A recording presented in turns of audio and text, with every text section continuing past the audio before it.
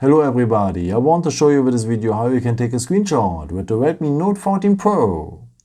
And for that you have three ways for. Let me show you the first one. It works with the buttons. So we will need the power button for and the volume down button. Press these both buttons just for short together and we're having a screenshot. After you can see the preview and you can send it directly with WhatsApp, Telegram, Messenger and so on to your friends.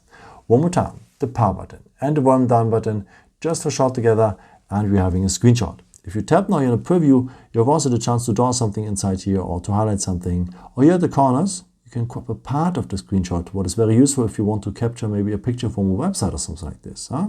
After, just confirm it here on the checkbox and it will be part of your gallery. But the coolest way to have a screenshot is with 3 fingers. Just swipe them across the screen and you're having a screenshot as well. One more time, take 3 fingers, swipe them across the screen and you're having a screenshot as well. Here where to find the screenshots after, of course, here at the gallery.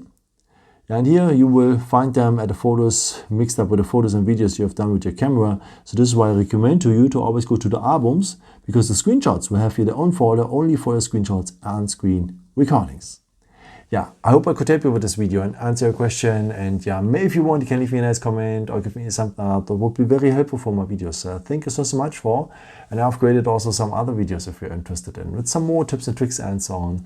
Or you can also subscribe me if you haven't done it before. Thank you so much for all your support. And yeah, maybe until next time. Ciao.